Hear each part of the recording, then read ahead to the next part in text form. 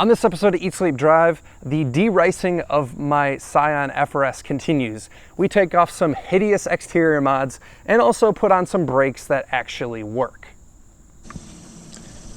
Ugh, these are ugly.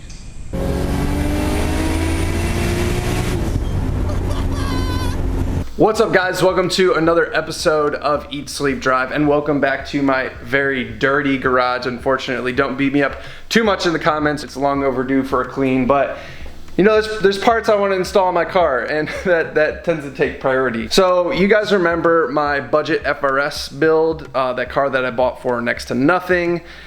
A lot of reasons why I bought it for next to nothing, because it's got a bunch of issues. It's got some stuff that's been like kind of poorly done. Well, we're gonna address at least some of them today. The first major thing being the brakes. I'm sure if you guys saw that video, you heard me complaining about the brakes. They're horrible. I've been driving it a little bit here and there, and honestly, it's super unsafe. 65,000 miles, original brakes on that car.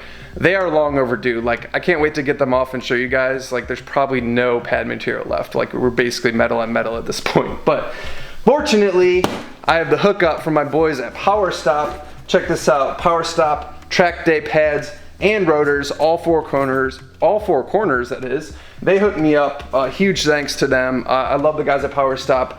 I ran their track day pads and rotors on my Lotus on Grid Life when I took second in the rear wheel drive street class at Grid Life. This was a year or two ago. So OG fans of the channel will remember that video. If you want to go back, you can check it out. We're gonna be installing those today. I'm gonna be showing you guys how much of a difference that's gonna make on the car, which is obviously huge. Next, we have the Hideous taillights that are on the car right now. You guys have heard me complain about them before.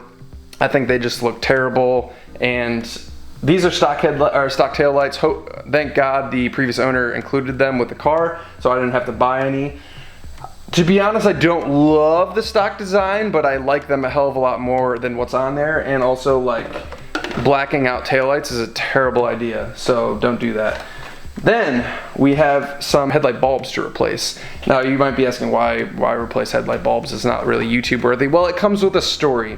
I don't think I got this on the video when I bought the car because we weren't really night driving, but the headlights bulbs that the previous owner installed were yellow, like yellowed out Chinese bulbs. And that's a terrible idea for a bunch of reasons. Like, you can't see much at night. I think it looks stupid because they're yellow. And more importantly, it got me pulled over by the cops. I was driving home late at night from a friend's house, and the car already looks like a boy car. Like, I knew I was gonna get pulled over. Sure enough, he used the yellow headlights as a reason to pull me over, and unfortunately I didn't get a ticket. He was actually really nice. I explained the situation. I bought the car like this, but he basically gave me an ultimatum. He's like, if I see you here within a week with those yellow headlights, I'm gonna give you a ticket. So I bought some just like standard color Sylvania bulbs off of Amazon that we're gonna be replacing the crappy yellow ones with. So a couple things to do here today. Obviously, brakes being the biggest one, and fortunately this other stuff isn't too big of a deal to do. But I think I'm gonna try and knock out the easy stuff first, which is the taillights and the headlights, and then we'll go on to the brakes. So let's dive in.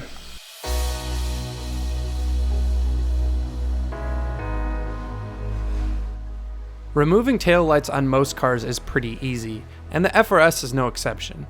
The first thing you have to do is remove the clip in the rear carpet area, then you'll have access to the taillight mounting.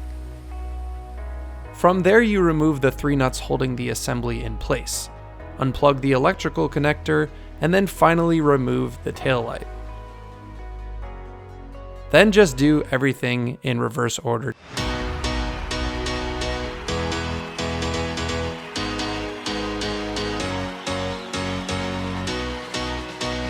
I think the stock taillights look way better, but here's a before and after so you can judge for yourself.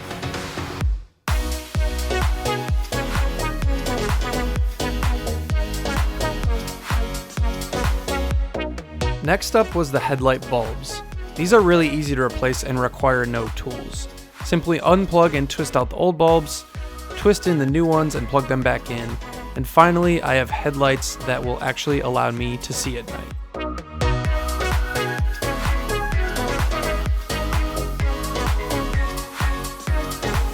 All right guys, so got the car in the garage. Now we can finally do these brakes. Now, as I mentioned before, these brakes are stock. They were on the car from the factory, and the car has like 64,000 miles on it. I bought it like that. Don't judge me for riding on them for that long, but they are long overdue for replacement, and I'm going to be upgrading them with power stop, track day pads, and rotors. I'm really pumped about that. After I get these on, I'll give you guys my road impressions of the pads, so you can get a feel for, you know, track day pads are typically noisier and stuff like that because they have like higher heat resistance, but I'll give you guys my impressions after we get these things on.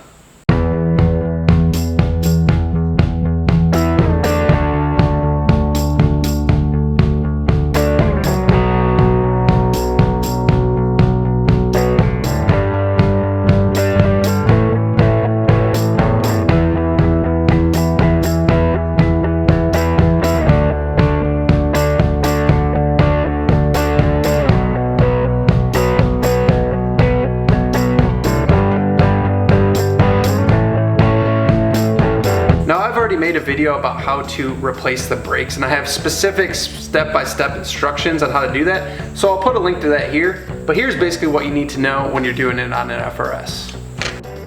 You really only need a couple things: a wrench of the 14 and 17 millimeter variety, and a way to retract the piston and caliper with something like a C-clamp. 2 bolts hold the piston itself in place, and then I like to hang the caliper from a wire so it doesn't put strain on the brake hose. Then you just need to remove 2 more bolts holding the caliper bracket.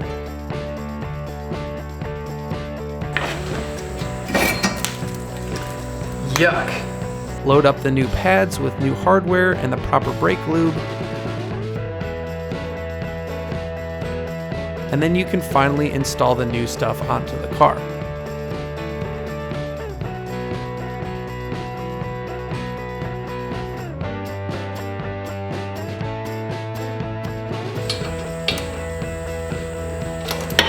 And that's it.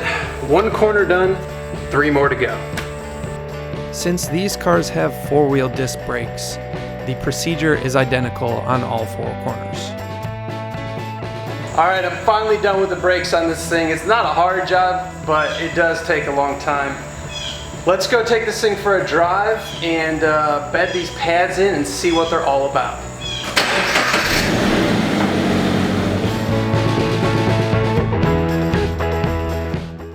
All right, so let's talk impressions of these brakes on the street. Now, I have the windows down, guys. Hopefully the wind noise isn't too bad, but I want to show you guys kind of like what they sound like, because typically with track pads, you associate them with being like really noisy, right? I'm gonna hit the brakes pretty hard here as my bag goes flying. I was doing about 50 miles an hour there and just stopped to about 10 miles an hour. Now I'll put up the windows.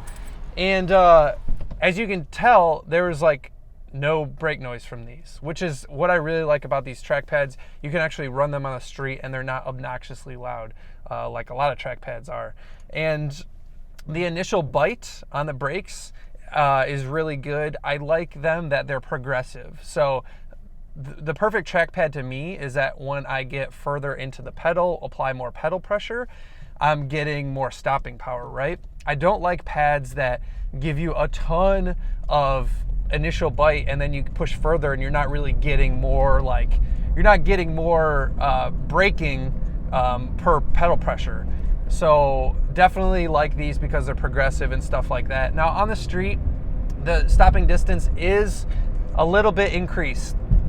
The stopping distance is a little bit increased, but it's not to the point of being like unsafe or unmanageable. These brakes warm up pretty quickly and they become quite effective right away. And even when they're cold and your stopping distance is increased, they're still stopping better than, you know, most other cars or whatever, right? So I just kind of want to like make it known that yes, your stopping distance is increased. You do need to get a little bit of heat in these pads in order for them to be like most effective, but you can still drive these around in the street. Now, granted, it's summertime, so it's already pretty warm outside. I don't know what these are like in the winter, so I can't comment on them, but these feel exactly how I remember from my Lotus Elise. I ran these exact same pads on my Lotus Elise and I love them. And this is to be honest, is a very similar car. Low weight, low horsepower, more of a momentum car, and they perform great. I never had any issues with fade on the track in my Lotus, and I don't anticipate any on this car. Now, I haven't been able to push it to track levels on the street, but I have gone through some spirited driving already with these pads. Now, it's important to note that I already bred these pads in. Bedding in pads is quite important when you install new brakes for them to be optimally efficient, for lack of a better phrase. But look up the process for that. It's not terribly complicated, but basically you do a series of stops from starting from 40 to 5 miles an hour, and then 60 to 5 miles an hour, whatever, in order to bed in the pads. And that is, once you do that and then you let them cool, you sort of cycle them, and then they are at their full potential. So look up that process if you're going to do this brake job or any brake job, whatever brakes you go with. Make sure you bed them in properly, because it's pretty important. So guys, once again, I think these pads for the money are an incredible value. And for someone like me who's going to drive the car mostly on the street and then occasionally do track days, or I plan to do some maybe time attack stuff with grid life, these pads are perfect for me. So highly recommend them. Hope you guys enjoyed the video. Stick around for more FRS content in the future. And if you guys want to check me out in between episodes, see what I'm up to, you can check me out on Instagram at Eat Sleep Drive TV. Otherwise, another episode of Eat Sleep Drive. I'll see you in the next one.